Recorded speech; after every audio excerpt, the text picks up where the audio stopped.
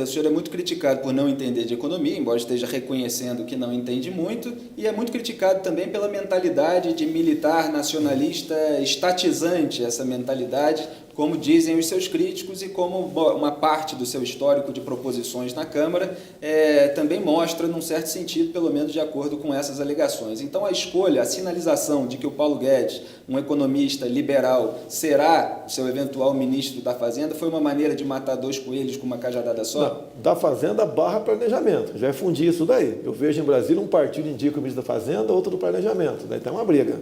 Tá? Comigo não vai ter essa briga. É um ministério só e ele vai tomar as decisões naquela área, logicamente, que a gente vai dar um palpite, uma sugestão, vai conversar. Não é ele que vai ser o dono todo poderoso lá, nem eu por lá de cá, caso seja presidente. É uma conversa entre todos ali. Você pode ver, Fernando Henrique Cardoso não entendia de economia, e foi ministro da Economia. O presidente, ele está mais franco.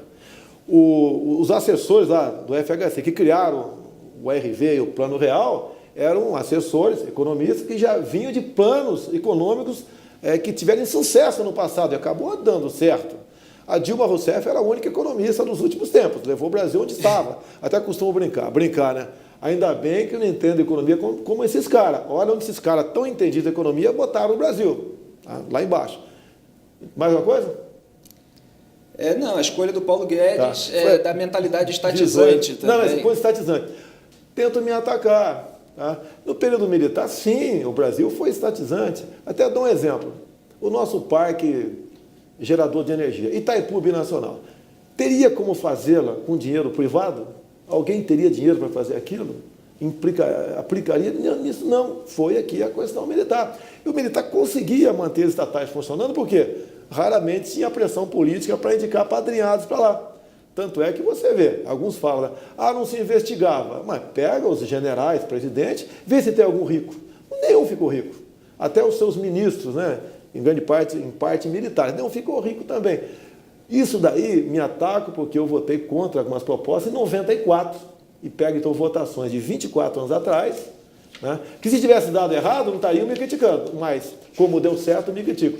E a gente evolui, né, Felipe? Quem não evolui? Exato, okay? Bolsonaro. Eu vou lembrar uma dessas declarações que o senhor deu em 2005 no programa do Jô, criticando o Fernando Henrique Cardoso. O senhor disse: barbaridade é privatizar, por exemplo, a Vale do Rio Doce. Como ele fez, é privatizar telecomunicações, é entregar nossas reservas petrolíferas para o capital externo. E a hora que você conseguir a autossuficiência do petróleo aqui, essas empresas de fora vão continuar tirando petróleo a $7 e vendendo a 60. O lucro é deles.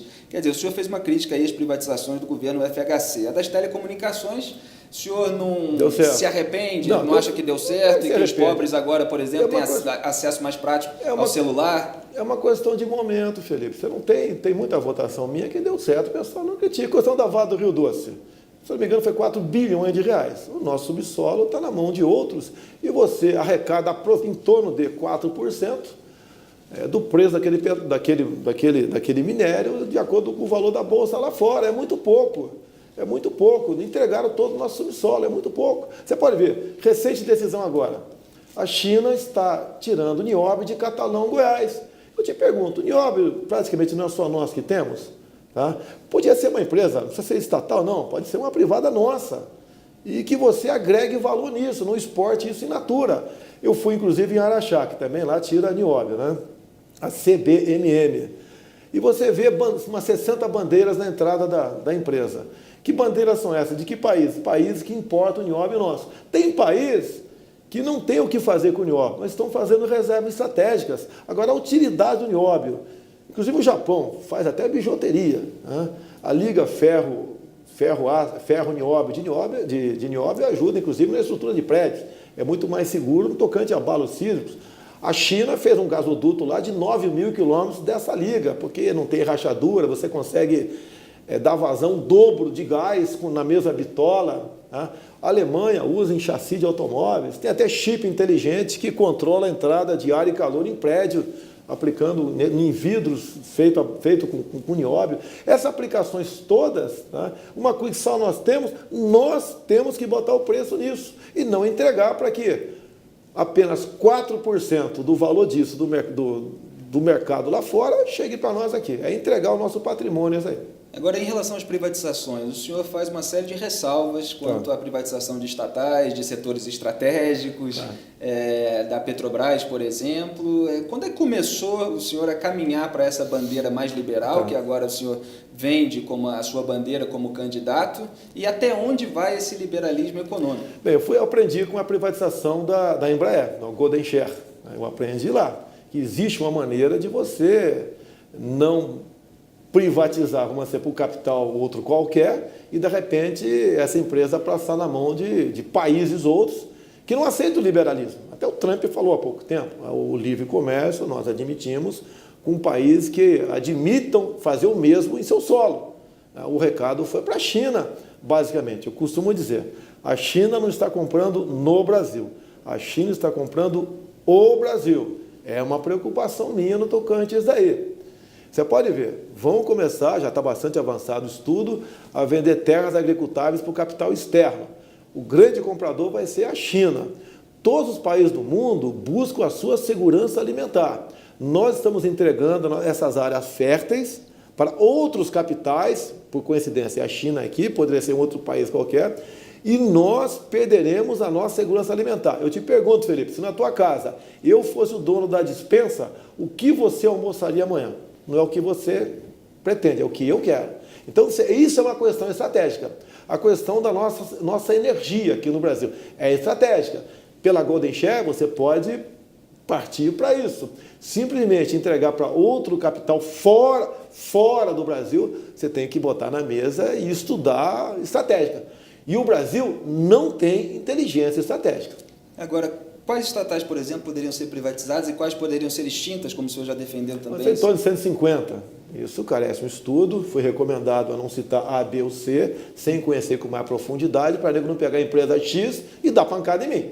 Como eu falei sobre a questão da saúde, né? Como é que você vai melhorar a questão da saúde? Perguntaram para mim. Daí eu ouvi o deputado Mandetta, que é médico de Mato Grosso do Sul, e deu uma sugestão. Bolsonaro, onde se mais gasta na saúde são aqui as UTIs. Como é que você evita que gente vá na UTI? Né? Com preventivo. Até a questão das grávidas, né? A esquerdalha desceu o cacete em mim, bateu até não querer mais. Mas realmente, né, o preventivo bucal evita o prematuro, que custa em média R$ 7,00 a diária de uma UTI. Porque você não tem como falar, vou dar mais dinheiro para a saúde se o Brasil está com déficit. Vai tirar da educação? Você vai tirar da onde? Vai botar na saúde. Então você tem que economizar. Economiza como? Com preventivo. É a questão até daquela parte da saúde que trata aí da saúde familiar. Você ter um programa agregando gente, formar educação física, tem muita gente que está desempregada por aí, não é tão simples as coisas, mas buscar o preventivo na questão, um grande problema que temos no Brasil, que é o quê? Sedentarismo e obesidade. Você pode evitar aí AVC, etc., e você vai gastar menos nessa área de UTI. É um exemplo que eu dei. O pessoal da petralhada desceu o cacete em mim, como se no tempo do PT a saúde fosse uma coisa que funcionava a contento no Brasil. O senhor não está sedentário nesse período pré-campanha? Não, muito bem. Eu sou formado em educação física, por coincidência. Fui pentatleta das Forças Armadas por 4 anos. Por um tempo fui recordista da prova de 8.000 quilômetros, né, nessa modalidade. E estou rodando o Brasil todo.